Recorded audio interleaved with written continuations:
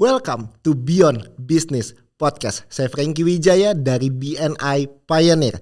BNI adalah bisnis network internasional yang telah ada di lebih dari 80 negara dan di Indonesia sendiri ada lebih dari 20 chapter di seluruh kota besar di Indonesia. So BNI adalah sebuah komunitas bisnis di mana para pemilik bisnis bernetworking dan mencari referral, bahkan memberikan referral supaya bisa mengembangkan bisnis mereka masing-masing. So hari ini teman-teman semua akan diberikan begitu banyak insight dari para pemilik bisnis yang ada di BNI Pioneer. So here you go, this is Beyond Business Podcast.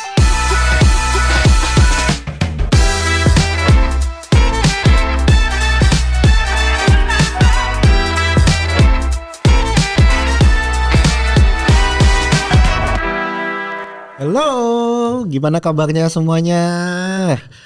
Aduh, udah episode berapa sih ini? Gue sampai lupa. But anyway, welcome back. Dan hari ini spesial banget karena saya atau gue, ngomongnya gue dulu ya, by the way di sini. Gue ketemu sama temen kuliah, benar ya, temen kuliah ya. Yo. Langsung aja Arnold dari Tabula, welcome. Hai.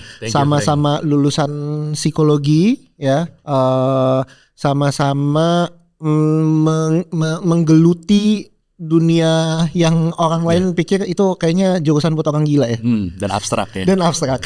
Dan gak ada duitnya. Gak ada duitnya. Ntar kita bahas. Iya. Dan menarik, bini lo itu kan satu angkatan sama gue ya. Betul sekali. Iya, dan one of my first best friend lo di kampus dulu kan, tanpa gue kenal siapapun, salah satu teman baik gue pertama tuh ya bini lo itu. Sekarang bisa jadi istri lo ya, padahal beda angkatan ya. Yes. Gitulah. Begitu. Oke, Nold, langsung Nold. Lu sekarang kan bikin bisnis. Yes. Namanya Tabula. Yes. Yang gue tahu kan Tabula rasa. Sama gak sih? Yes. Maksudnya dari menggunakan kata yang sama kan? Tabula sama tabula rasa. Tabula artinya apa? Benar. Jadi ya kalau kita ngomongin istilah tabula rasa itu kan di filsafat ya kan tuh bilangnya kertas kosong gitu kan. Jadi ya ini kan debat yang panjang ya, orang itu sebenarnya nature atau nurture gitu kan. Orang itu dilahirkan atau ya dibentuk gitu ya. Kalau gue sih percaya itu keduanya gitu ya. Nah tapi anyway konsep istilah tabula rasa tuh bilang oh ini kertas kosong yang berarti ya siap diwarnai dengan segala macam gitu. Ya makanya kita ambil kata tabulanya karena tabulanya sendiri sebetulnya means kertasnya atau lebih tepatnya mungkin wadah platform lah gitu. So gue percaya bahwa Tabula ini menjadi platform ya atau wadah bagi para teman-teman praktisi psikologis kesehatan mental untuk bisa berkarya bantu masyarakat dengan lebih luas lagi. Iya. Gitu. Dasarnya apa atau basicnya kenapa lu akhirnya bikin Tabula yang isinya kan sebenarnya kumpulin para psikolog sebenarnya? Yes. Apa dasarnya? Oke. So ya mungkin start dari gue sendiri tadi ya seperti kata Franky, ya kita lulusan psikologi. Nah cuman mungkin bedanya kalau Franky lebih baik menggeluti di bidang HR gitu ya. Dan mungkin buat teman-teman kita kasih sedikit konteks lah gitu ya tentang psikologi itu seperti apa. Jadi mungkin secara umum kita bisa bagi psikologi itu ada 4 bidang gitu ya. Yang pertama itu adalah klinis, kemudian ada industri organisasi, kemudian pendidikan, lalu sosial gitu. Nah, kalau Bro Franky ini menggeluti di industri. Industri organisasi. Industri organisasi gitu. Psikologi, industri dan organisasi. Nah, kalau gue itu lebih menggelutinya itu di klinis gitu. Kemudian nih kalau psikologi itu kita juga mungkin kasih sedikit konteks gitu ya. Kan ada bilang oh apa nih sarjana psikologi, psikolog, psikiater gitu kan. Mungkin orang masih banyak yang bingung. Yang paling gampang psikiater itu dokter. Dan itu paling gampang bedainnya. Jadi kalau psikiater tuh dokter spesialis kejiwaan. Jadi itu rutenya orang ya harus dokter umum terus ngambil spesialisasi dokter, ngambil kejiwaan itu jadi psikiater. Nah kalau terus apa nih beda psikolog sarjana psikologi? Jadi kalau sarjana psikologi itu ya orang yang selesai kuliah S1 psikologi gitu. Kemudian jadi nggak semua sarjana psikologi itu jadi psikolog gitu. Mereka perlu menempuh pendidikan profesi untuk bisa jadi psikolog. Nah disinilah nanti ada yang jadi mengambil psikolog industri, mengambil psikolog industri organisasi, mengambil psikolog klinis ataupun mengambil psikolog pendidikan. Nah, kalau gua itu kan ngambil profesinya itu psikolog klinis. Oke. Nah, terus tadi menjawab pertanyaannya Franky gitu ya tentang ini kenapa nih bikin tabula gitu. Mungkin biar teman-teman juga kebayang, psikolog itu, dunia psikolog itu agak mirip-mirip sama mungkin dunianya dokter, dalam artian gini, kan dokter tuh juga ada ya yang gue lebih suka pegang pasien, handle pasien aja gitu, nggak mau dipusingkan dengan bisnis, administrasi, manajemen, bikin klinik lah gitu misalnya kan. By the way, nyokap gue dokter gitu, jadi gue cukup tahu lah gitu kan tentang dunia kedokteran lah gitu, tahu. Nah, nyokap gue kebetulan itu tipe yang pertama tuh, maksudnya dia lebih, ya gue pengennya pegang pasien aja gitu, gue nggak mau lah diribetin soal, karena kan kalau bikin klinik ya harus ngurusin manajemen, SDM, administrasi, promosinya gitu kan. Nah, nyokap gue nggak suka gitu. Nah, ketika gue kemudian menjadi psikolog gitu kan, nah di psikolog juga sama gitu, banyak teman-teman psikolog yang memang mungkin passionnya atau panggilannya itu ya lebih untuk membantu klien, mendampingi klien, pasien, ya udah memberikan konseling, psikoterapi dan sebagainya gitu. Gue pun juga awal seperti itu. Misalnya ketika gue lulus pendidikan profesi ya tentu mulai praktek gitu kan. Ya ada praktek mandiri, ikut tempat teman gitu kan yang mereka buka klinik atau biro seperti itu. Nah, kemudian gue melihat gitu ya bahwa sebenarnya ada dua hal gitu. Pertama, kan kalau gue hanya fokus ya oke, gue senang menolong orang, membantu orang. Tapi kalau hanya gue sendiri itu kan ya tangan cuma dua, betul kan, waktu cuma 24 jam. Ya sehari paling bisa pegang klien berapa sih maksimal gitu kan? 5 orang juga udah capek banget gitu kan. Karena mungkin beda ya, kalau dokter ya konsul pasien mungkin 10 menit, 15 menit mungkin udah oke, dengar keluhan ya kan langsung kasih, oke ini resep silakan gitu. Lah kan kalau kita yang dari psikologi kan, teman-teman psikolog, satu klien mungkin bisa 1 jam ya kan, bisa 2 jam gitu. Ya udah paling ya berapa banyak yang bisa gue bantu. Tapi kalau dengan membangun bisnis, bangun sistem itu kan bisa enabling lebih banyak psikolog gitu kan untuk bisa membantu lebih banyak orang. Oke. Gitu.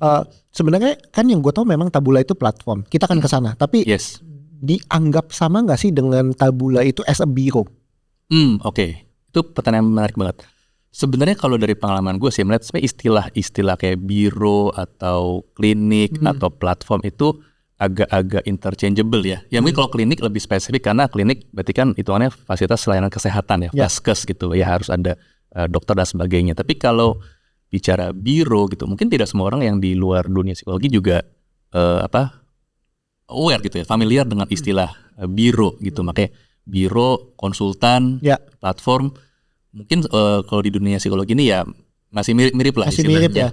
Intinya, tapi lu punya kayak semacam tempat sendiri nggak sih, fisik? Yes, ada. Fisik lo berarti ada tempat sendiri. Betul. Ya. Karena kan yang gua kenal Tabula ya memang platform aja. Yes. Yang ini gue spill dikit ya, maksudnya kalau gua punya klien dan memang mereka butuh layanan psikologi, mereka kan karyawannya nggak datang ke biro lu, maksudnya nggak datang secara fisik ke lu, tapi kata-kata kan mereka lakukan itu secara online atau psikolog lu yang datang. Kurang lebih kan begitu. Benar. Tapi yang gue agak skip nih, lu ternyata punya tempatnya ya, punya bironya ya. Di mana? Ada. Ya, jadi tadi benar, kita memang start as a platform ya. Tentu kan kita dulu starting, gue juga harus pintar-pintar milih ini kan, ini expense terbesar di mana dan sebagainya. So ya kita start memang kita dulu full online. Oke. So, kita start full online ya, kantor ada itu lebih untuk alamat legal gitu ya. Tapi kita belum bisa handle klien onsite gitu. Ya tentu along the way kemudian klien online semakin banyak gitu kan. Dan di Jakarta itu memang at least yang klien Tabula itu masih banyak yang lebih prefer itu online gitu ya, karena kan mereka memang usia kerja. Jadi ada yang kalau harus offline mungkin macet lah, jarak apa gitu kan. Udah stres harus datang macet kan, tambah stres gitu kan. Gitu. Jadi ada udah lebih prefer online. Dan ini mungkin juga kita agak nyerempet dikit, ada beberapa pertanyaan kan kadang-kadang suka ditanyakan ke gua gitu. Not sebenarnya kalau ketemu psikolog online tuh gimana sih, efektif atau enggak gitu kan. Tergantung gitu. Tergantung apa? Tergantung permasalahannya, tergantung kebutuhannya gitu. Karena kan ada orang yang ke psikolog. Nah tadi nanti mungkin kita akan bahas lebih jauh soal ada yang gangguan kejiwaan, ada yang mungkin kita bilangnya normal bermasalah. Jadi kesehatan jiwa atau kesehatan mental itu kan sifatnya juga spektrum bener banget. Jadi bukan sehat sakit gitu, bukan gila waras gitu kan. Kalau lu gila, lu nggak gila tuh lu waras, nggak waras lu gila, itu kan sangat luas gitu kan. Jadi ya kalau memang untuk sudah yang gangguannya itu mungkin berat gitu kan, ya tentu online kurang efektif gitu ya. Ya dia juga mungkin sudah tidak dalam kapasitas bisa buka Zoom gitu kan, mungkin sudah halusinasi atau sebagainya gitu. Tapi untuk sebagian besar masyarakat gitu kan, termasuk juga klien-kliennya kami, klien Tabula itu kan mereka kebanyakan itu memang angkatan kerja ya, jadi mereka karyawan atau ya wira swasta gitu. Artinya mereka sebenarnya masih functioning, tapi ya mungkin stres atau cemas atau depresi atau masalah dengan keluarga, pasangan dan sebagainya gitu. Ya untuk hal seperti itu masih sangat bisa dan lebih efektif, efisien secara online gitu kira-kira. I see, oke. Artinya yang menurut gua zaman kita sekarang tuh lumayan banget beruntung karena kesehatan mental sudah dianggap menjadi sesuatu yang lumayan wajar sekarang. Dulu kan zaman orang tua gue lo ke psikolog dianggap orang gila kali. Ya kan? Jadi sekarang itu kalau dianggap bahkan gue sebagai orang tua, gue sangat dengan sadar bilang anak gue kayaknya perlu nih kita ke psikolog gitu loh. Jadi kesehatan mental sekarang sudah sangat awareness-nya menurut gue sudah sangat-sangat tinggi. Makanya nggak heran yang jadi klien lu adalah orang-orang angkatan kerja yang mungkin masih bisa Zoom, masih terlihat normal, mungkin di tempat kerjanya mungkin ceria dan lain sebagainya. Tapi kita nggak tahu kan spektrumnya, mungkin dia masih normal bermasalah misalnya, dan dia butuh orang ketiga untuk dia curhat dan lain sebagainya. Lu hadir di situ, gitu ya, sebagai psikolog yang memang sekarang ini, gue agak loncat sedikit. Yang gue tahu, lu lebih banyak ngurusin kantor. Artinya psikolog lu tuh psikolog industri juga anyway. Maksud gue ngurusin klinis, tapi lebih banyak kliennya adalah orang-orang kantoran. Tapi banyak gak sih platform lu digunakan sebagai individu aja? Apakah gue ada masalah di rumah sama pasangan dan lain sebagainya, itu juga dipakai? Jadi banyak juga. Jadi kita memang ada B2C-nya dan B2B-nya gitu ya. Ya kalau B2C benar tadi yang individual gitu. Either mereka itu mau online atau memang tadi ada juga yang offline. Nah tadi mungkin menjawab pertanyaan Frankie, kita kalau offline sekarang ada 2 lokasi. Satu di Jakarta, satu tuh di Batam gitu. Nah kalau di Jakarta itu, nah ini juga kerjasama dengan member BNI gitu ya. Karena kan ya mungkin buat viewer yang ini ya, mungkin yang BNI itu apa, intinya BNI itu adalah sebuah komunitas business owner gitu ya, which kita sangat di-encourage untuk saling berkolaborasi gitu. Nah ini contoh itu sama Dr. Edi, which udah kan ya? Udah Dr. Edi di episode 1-2 lah, awal-awal lah. Yes, itu Dr. Edi kan memang dokter, dia punya klinik gitu kan. Nah itu kita ada kerjasama lah. Di Menteng kan? Gondang Dia. Gondang Dia. Ya betul. Deket inilah persis depannya stasiun Gondang Dia gitu. Nah itu salah satu lokasi onsite-nya Tabula gitu. Yang satu lagi itu di Batam gitu. Itu memang karena ya ada rekanan lah, jadi kita punya lokasi fisik. Nah kalau di Batam memang agak beda nature-nya, karena kalau di Batam sana mereka masih lebih pingin itu ketemu, karena kan lebih gampang lah, nggak macet lah gitu di sana, lebih gampang. Tapi kalau Jakarta offline kita tetap ada provide, karena tetap ada juga klien yang mereka maunya offline gitu. Tapi majority masih online. Dan tadi yang tadi kita tanya, kita juga ada. Kalau kliennya perusahaan itu kita jadwalkan psikolognya yang datang ke sana. Kantor, kan? Betul, ada di kantor, bahkan ada yang pabrik. Jadi kita juga yang datang dijadwalkan, ada yang sebulan 2 kali kita datang atau 2 bulan sekali seperti itu. I see. Jakarta, Batam. Ide banget ya di Batam ya. Ya kebetulan lah itu. Iya kebetulan, mungkin jalannya seperti itu. Tahun lalu bukan sih? Pas banget Juni ini setahun. Buka yang di Batam. Wow, nice. Gua ingat banget zaman-zaman lu lagi bolak-balik Batam. Out of nowhere, ngapain lu bolak-balik Batam? Ternyata bikin cabang di sana ya. So kalau kita misalnya bilang platform, apakah kan kita pernah ada datangin juga di sini Bu Iren kan, sama-sama dunia psikologi lah ya. Kita lu Bu Iren itu kan dunianya mirip ya psikologi. Bu Iren tapi ambil spesifik ke psikotes, ya assessment dan lain sebagainya. Nah lu kan juga bikin platform. Apakah lu juga nyerempet ke assessment dan satu lagi assessmentnya kan kalau Bu Iren itu assessment kerja, apakah cocok atau enggak di dunia kerja lah dan lain sebagainya. Lu kan klinis nih. Assessment lu apakah klinis lu juga klinis lebih banyak klien lu juga orang-orang yang bekerja punya masalah di tempat kerjanya. Apakah assessment lu ada yang benar-benar pure klinis atau ada assessment yang juga nyentuh ke tempat kerja, atau tabula provide apa aja sih selain psikolognya? Oke. Ya, jadi tadi nyambung juga ke pertanyaan Frankie yang sebelumnya. Klinis itu kan klinis dalam artian cakupan layanannya gitu, karena kan kita bicara tentang si klien individual. Ya. Tapi industri dalam artian ya mereka ini konteksnya adalah karyawan. Betul. Gitu. Tapi memang permasalahannya kan permasalahan sifatnya lebih klinis gitu ya. Karena mungkin buat teman-teman yang nonton, kalau yang kita bicara psikologi industri yang industri organisasi yang murni, mungkin kan akan lebih bicara tentang organization development gitu ya, tentang seleksi rekrutmen. Nah, People itu development gitu kan. Kalau yang di tabula memang kita lebih fokus pada individualnya, dalam artian bagaimana supaya dia lebih sehat secara psikologis, sehat secara mental, supaya ya ujung-ujungnya tetap ketika dia perform di tempat kerja akan lebih baik. Yeah.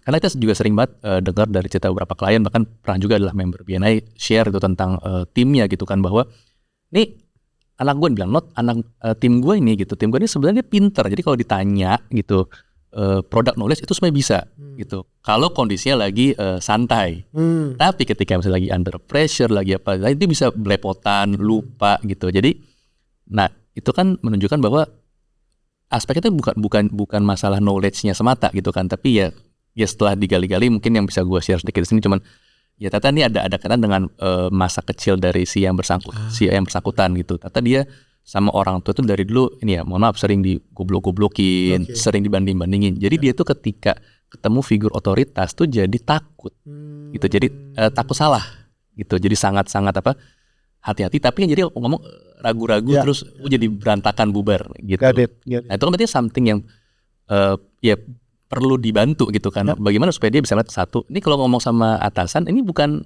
emak bapak lo nih, gitu kan. Kira-kira gitulah. So menarik. Tadi gue pengen lo jawab dulu deh soal si assessment. Maksud gue ada assessment itu karena gue punya pertanyaan baru lagi nih di kepala gue. Yes. Oke. Nah kalau si assessment, ya layanan psikologi kan ya di mana-mana kita selalu pasti ada assessment gitu kan. Cuman memang kalau teman di konteks BNI gitu ya, memang kan kalau Bu Iren memang fokus dan spesifik mengembangkan platform tes gitu ya. Nah itu yang kami nggak main. Kami tidak kembangkan sebuah tes platform. Tapi kalau memang ada permintaan misalnya untuk mengconduct assessment, ya itu kami ya bisa lakukan juga gitu. Ya baik itu yang sifatnya lebih ke klinis ya, misalnya melakukan mental health check up. Itu kita kemarin baru juga kerjasama dengan member BNI lain, itu Dr. Meta. Gitu. Dr. Meta kan punya dia layanan klinik gitu ya, klinik kesehatan gitu. Kemudian salah satu member BNI juga di chapter kita, Bu Sania, itu kan law firm, betul, legal. Nah itu mau melakukan cek kesehatan. Jadi Dr. Meta waktu melakukan cek kesehatan ya gula darah, kolesterol, asam urat dan sebagainya. Kemudian Dr. Meta ajak gue gitu untuk Pak, yuk kita collab gitu. Jadi masuk sebagai attorney. Itu yang kita lakukan adalah pemeriksaan mental health check up. Jadi lihat tingkat stresnya, tingkat kecemasannya, tingkat depresinya, kita mapping, lalu ya kita berikan reportnya, ini loh kondisi di company-nya ibu, seperti itu, berapa banyak yang punya kecenderungan stres tinggi atau kecemasan tinggi. Jadi lo mapping? Yes. Kita bisa lihat, oh ternyata misalnya lebih banyak yang cemas gitu misalnya, tapi tidak banyak yang stres gitu, dan lebih sedikit yang depresi. Berarti kan means, oke, next rekomendasinya apa? Nah kayak gitu. Wow, oke. Berarti lo melakukan team up untuk kemudian keluar produk baru. Produknya adalah mapping physical atau kesehatan dan juga emosional atau mental health check up juga ya. Oke, siap. Nah, tadi gue mau nanya tentang berarti nggak semua yang datang ke lu artinya dikonsider dari sisi perusahaan adalah orang yang cukup spektrumnya sudah cukup parah ya. Let's say ada beberapa yang kita tahu mungkin bipolar, yang manik sama depresinya kelihatan banget. Kok dikit-dikit nangis, nggak kondisinya lagi baik-baik aja lo kok kayaknya melo banget, atau emosional lo nggak bisa dikontrol dan lain sebagainya. Seringkali kan itu menurut gue ya udah lumayan bermasalahnya udah lumayan gitu loh. Tapi ada beberapa yang mungkin bermasalahnya nggak terlalu. Yang tadi kan menurut gue bermasalahnya, menurut gue ya sekali lagi bisa aja asumsi gue salah, bermasalahnya masih lumayan ringan. Artinya agak takut sama atasan karena gue pernah digoblok-goblokin waktu kecil, kan nggak terlalu kentara di tempat kerja sebenarnya. Tapi itu juga lo hadapi, lo tanganin ya. Nah pertanyaan gue, kenapa kantor atau perusahaan itu penting untuk mikirin segitunya, atau kenapa gue sebagai pemilik bisnis perlu team up sama lu untuk karyawan-karyawan gue yang menurut gue ya elah lu apa ya, lu masalah lu digoblok-goblokin dulu di rumah tapi lu masih bisa perform ya. Ngapain gua harus ambil psikolog, kan cost juga buat gua. Nah kenapa, enlighten me. Oke. Nah gini, kalau kenapa harus, mungkin kita perlu mundur dulu ke memang mindset dari perusahaannya gitu. Ini gue kan Frankie sebagai HR consultant pasti paham gini kan ada yang orang melihat SDM itu sebagai aset, ya kan ya, capital gitu kan. Ada yang melihat ini sebagai apa ya, resource gitu, sumber daya. Ini mungkin kadang tipis, tapi kan beda banget ya. Satu, kalau itu resource artinya lu nggak perform, kita ambil baru, gampang gitu kan. Which ya apakah salah? Ya itu kayak balik lagi ke ini ya decision making bisnisnya gitu. Mungkin dari sisi keuangan dan sebagainya mungkin ada yang lebih gampang seperti itu. Ya udah, itu haknya mereka gitu. Tapi ada beberapa company kan yang melihat bahwa SDM atau timnya ini tuh kan adalah aset gitu kan, capital. Jadi ya investasi. Dan mungkin akan nyambung juga sebenarnya gini, yang nggak bisa dilepaskan dari sisi lain, yaitu misalnya learning development-nya gitu kan. Dari sisi bahkan seleksi rekrutmen tadi nyambung ke Bu Iren. Kenapa seleksinya jadi perlu dilakukan dengan baik gitu? Karena ya kita perlu perlu merekrut dengan lebih seksama, biar nggak tadi rekrut aja jelek buang, rekrut lagi gitu kan. Atau learning development. Kenapa capek-capek kita harus ngedevelop learning? Ya udah, kalau dia nggak bisa perform, udah kick aja, cari yang baru. Nah, si kesehatan mental itu jadi nyambung juga ke situ, bahwa ketika orang dia tidak sehat secara psikologis, tadi mungkin kita pakai contoh yang agak ringan gitu kan, tapi dalam case yang lebih berat ya gitu, ada bahkan yang sampai sudah melakukan suicide, berpikir untuk bunuh diri, atau bahkan sudah mencoba gitu. Nah itu kan jadi nggak bisa ngaruh juga gitu kan ke nama perusahaan atau performance-nya gitu. Gue bener banget lagi. Jadi sedikit cerita di kantor gue yang lama, surprisingly gue nggak ada ini ya, maksud gue tuh gue tuh bukan manajernya dia lah ibaratnya. Tapi secara HR tiba-tiba dia ketok pintu, "Mas, aku pengen curhat." Ya kayak gue BP lah ya. Untungnya gue lumayan deket sama teman-teman di kantor yang lama. Terus tiba-tiba curhat, gue cuma tanya kenapa. Terus dia bisa nangis, dia cerita bagaimana dia ditekan sama atasannya. Atasannya nggak tahu loh, by the way. Atasan maksudnya taunya dia kuat-kuat aja. Tapi pas ngomong sama gue, mungkin karena udah nyaman dan lain sebagainya, dia bilang bahwa gue sampai punya kepikiran suicidal. Karena tekanan ini, apa gue resign aja ya Mas, tapi gue resign gimana ya, belum tentu gue dapat kerja di tempat yang baru, belum tentu gaji sebagus ini dan lain sebagainya. Jadi ada banyak sekali pertimbangan dari sisi internal yang mungkin atasannya nggak tahu. Dan buat gue betul banget apa yang lo sampaikan, semua tuh tergantung sama, menurut gue, business owner. Karena keputusannya bukan di manajernya kan, keputusan di business owner. Dan kemudian kalau itu dibangun jadi sebuah culture, itu akan sangat membantu karyawan lu. Dan ya mungkin lu nggak tahu masalahnya apa, mungkin lu lihatnya perform aja, mungkin lu lihatnya ini karyawan gue baik-baik aja, senyum-senyum aja, tapi ketika ada wadahnya mungkin dia akan bisa lepas dan dia bisa akan dalam tanda kutip healing kan, ketika cerita itu kan. Dan ujung-ujungnya kan balik lagi ke performance dari tempat kerja kan, dan retainmentnya kan. Exactly. Dan berarti yang kantor tempat lo cerita tadi itu, yang kita nggak usah sebut namanya itu lah ya. Berarti memang di sana tidak difasilitasi ya? Sama sekali dong. Tapi untungnya cari gua, jadi ada tempat curhat gitu loh. Bener. Tapi memang itu fenomena yang terjadi di banyak perusahaan gitu ya. Jadi makanya gue selalu bilang ke teman-teman di BNI terutama gitu, sebenarnya kalau gue mau kenalin lu seperti apa, itu sebenarnya gampang banget. Bisa tanya, bahkan gak harus ke HR ya, mau ke karyawan manapun gitu kan, bagian apapun di company lu gitu kan, di company itu policy-nya gimana kalau ada karyawan yang butuh ke psikolog gitu. Nah kalau dalam case lo kan berarti sebenarnya tidak ada policy-nya gitu kan ya.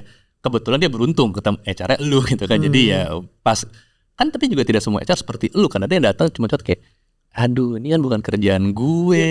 Gua cuma tapi kalau gue pun, walaupun menurut gue beruntung, maksud gue beruntung tuh artinya gue tuh deket lah sama semuanya. Tapi yang menurut gue kurang beruntung dari dianya ke gue adalah gue bukan psikolog. Ngerti gak? Gue walaupun ngerti dunia psikologi, gue tuh gak mau ambil ranah situ, karena menurut gue gila suicidal di tempat kerja karena tekanan, bukan karena gue men. It's different specialty lah gitu. Betul, gue pengen ke psikologi ya, tapi gimana gitu loh.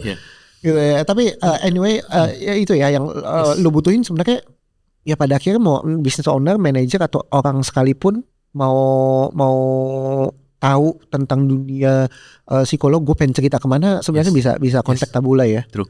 Ya, Tabula website tabula.id. Tabula.id. Ya, jadi sebenarnya siapapun, gak cuma business owner, personal pun bisa akses ini dan bisa apa sih bentuknya dulu beli token bukan sih atau? Ya, jadi kalau ke company itu ya mereka beli token dan misalnya company mau beli untuk 100 sesi gitu misalnya. Ya udah nanti 100 sesi itu mau digunakan satu karyawan dibatasi sebulan sekali gitu, atau satu karyawan dibatasi pokoknya cuma boleh 5 kali biar gantian, atau udah beneran dibebasin aja kalau sampai satu karyawan butuh 10 kali karena dia emang butuh banget ya so be it, ya nggak butuh nggak usah pakai ya it's okay juga. Gitu.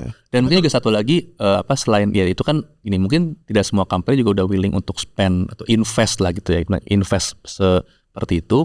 Kami juga sering juga di Tabula tuh kita diminta untuk misalnya mengisi talks atau seminar. Jadi buat teman-teman di company yang misalnya butuh kita mau lihat dulu deh gitu kan, bisa juga kita nanti psikolog Tabula datang untuk bentuknya talks atau seminar atau workshop gitu ya yang berkaitan dengan tadi kesehatan mental di tempat kerja. Oke. So buat company atau perusahaan-perusahaan yang memang butuh layanan mental health ya, lu punya platformnya.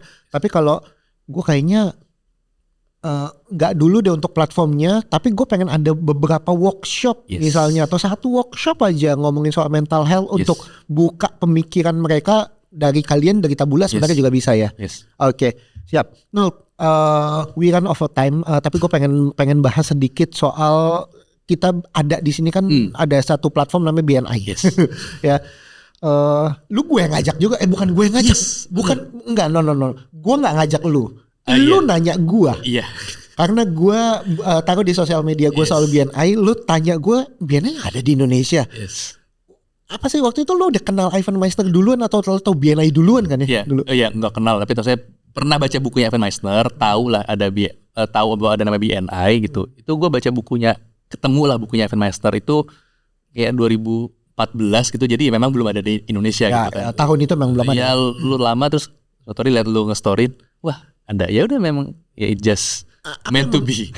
Meant to be pada akhirnya gitu ya. Tapi menurut gue maksud gue apa yang buat lu mau join dan lo udah join, lo sekarang udah berapa tahun? 3? Ini gue renew ketiga. 3 tahun. 3 tahun. Ngapain? Gue pikir cuma berkecimpu sama saya, ya udah nyemplung aja. Tapi bisa sepanjang itu apa yang benefit yang lo rasakan? Ya pasti sih networkingnya ya. Dan tadi kan yang Frankie bilang bahwa kalau ngomongin layanan bisnis gue itu kan sangat tergantung sama business ownernya. And BNI it's a very good place gitu ya, very excellent place untuk kita bisa berinteraksi dengan business owner. Nggak cuma sama member, tapi ya karena kan business owner biasanya juga dengan sesama owner bisnis gitu kan. So jauh lebih terbantu gitu untuk bisa bertemu dengan another business owner. So selama 3 tahun ini ada berapa banyak, atau mungkin nggak ngomong angka lah, tapi sudah menurut lo good enough nggak angka referral, jumlah referral yang lo terima atau thank you for dan deal yang lo terima dari BNI, it's a good number nggak for you? A very good number sih. A very good number bahkan ya. Jadi lo merasa bahwa BNI itu really helps you in the scope of business owner sebenarnya. Oke, nice. Satu lagi, beberapa minggu yang lalu gue menemukan lu roadshow. Roadshow-nya bukan sembarang roadshow. Ya emang deket-deket sih, Bandung sama Cirebon kalau nggak salah ya. Tapi lu roadshow sengaja untuk ketemuin member-member di Bandung sama member-member di Cirebon. Ngapain lo? Nggak ada kerjaan lo? Hari biasa lagi. Ya ini gue juga belum banyak ngomong di mana-mana. Udah kayak di podcast gitu ya. Tapi bener, ini memang belum banyak cerita karena sebenarnya awal tuh yang ngajak adalah Bu Sisil. Bu Sisil tuh adalah secretary treasurer, sekretaris bendahara lah di chapter kita ya, di chapter Pioneer sekarang gitu. Dan ini juga the beauty of BNI ya menurut gue adalah awalnya Bu Sisil yang punya rencana, dia memang ada agenda kebutuhan untuk mau ketemu dengan beberapa pihak di Bandung dan di Cirebon. So sekalian dia ketemu sama member di sana, nge-chat ke gue, terus udah yuk sekalian aja gitu. Buat apa ya tadi satu, ya buat gue sih kita networking itu ya nggak pernah cukup lah, maksudnya ya nggak pernah ada limitnya gitu kan. So it's a very good opportunity.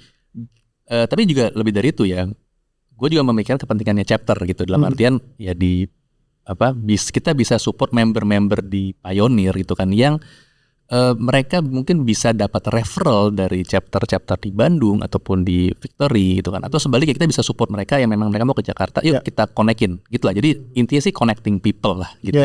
So semangat givers gain-nya lah ya. Tapi menurut lo waktu lo ke Bandung dan ke Cirebon yang ternyata animonya bagus banget ya. Gue lihat tuh di sosial media bagaimana kalian di Gua nggak nyangka apa dibikin poster. Wah, iya, keren banget. Shout out buat chapter Multiply Bandung ya. Multiply Bandung dan Victory Cirebon ya. Victory Cirebon. Wow. Luar biasa. Dan bahkan gue minggu depan itu ada rencana mau ke Surabaya for another purpose ya sebenarnya. Barengan ada, ini kita sebut-sebut aja nggak apa-apa ya. Ada Pak Alamsyah itu vice presidennya BNI Champion gitu. Untuk hal lain lah gitu kan. Tapi kita pas lagi bareng-bareng sana, udah langsung jajan sama teman-teman di Glorify. Jadi Glorify chapter di Surabaya. Surabaya betul. So itulah, the beauty of BNI adalah sangat mudah gitu. Tadi kalau tanya kenapa sih mau di BNI? Karena it's very very convenient kalau kita mau ngajak ketemu diskusi tentang bisnis. Business owner lagi. Sama business owner ya, at least decision maker. Karena gini sekarang bayangin deh, kalau ya teman-teman dari lu gitu, lu dapat chat dari orang yang lu gak kenal, Pak Frankie, saya siapa gitu kan, saya X, boleh aja ketemuan, lu masih mikir-mikir nih siapa gitu, even though dia owner bisnis, even though beneran dan lu search di Google bener, tapi kan lu pasti ada keraguan kan. Betul. Tapi kalau itu member BNI kan lu pasti udah langsung lebih ya oke lah yuk bantuan gitu kan. Seperti itu. Dan satu lagi juga ini, gue percaya sama yang namanya energi ya, vibes gitu. Jadi yang paling gue berasa adalah ketika ke BNI itu growth terbesar gue salah satunya adalah karena gue berinteraksi mostly dengan teman-teman yang owner bisnis, baik yang skala bisa udah bahkan mungkin puluhan ratusan kali gue gitu. Jadi gue awalnya jiper juga gitu kan, gila ngomong udah omset udah puluhan ratusan kira gila gue belum segitu. Tapi sih kalau gue nggak nyaman dengan angka segitu kan ya gimana gue bisa achieve. Nah ketika di BNI ya ownernya company gede dan sebagainya ya lah, jadi apa ya, ngangkat gue juga sih gitu kan. Vibe jadinya muncul dan ada confidence-nya ya. Karena lo walaupun satu kolam yang sama dengan mungkin jumlah tingkat kebesaran bisnis yang berbeda-beda, tapi lo kolam yang sama dan gak ngelihat jumlah bisnis yang terjadi di dalamnya, tapi ngelihat lo as a business owner di dalam satu komunitas yang sama namanya BNI. Cool, thank you Noel. Gue senang banget, pengen banget banyak ngobrol karena at the end kan kita di luar juga ngobrol banyak banget ya. Tapi karena di podcast ada beberapa hal yang gue pengen tanyain, tapi menurut gue kurang juga nih waktunya. Nanti kita lanjut lagi setelah ini. So I hope teman-teman bisa dapat gambaran apa itu Taboola, bagaimana teman-teman mungkin bisa butuh layanan Taboola atau mungkin mereferensikan orang-orang yang teman-teman tahu, atau mungkin company yang teman-teman tahu butuh jasanya Taboola, langsung aja kontak ke Arnold Lukito dan juga taboola.id. That's all. I hope kita bisa ketemu lagi di episode berikutnya yang gak kalah seru dari sekarang. So thank you Arnold. Thank you and selamat siang, sore, malam, pagi ya buat semuanya. Thank you.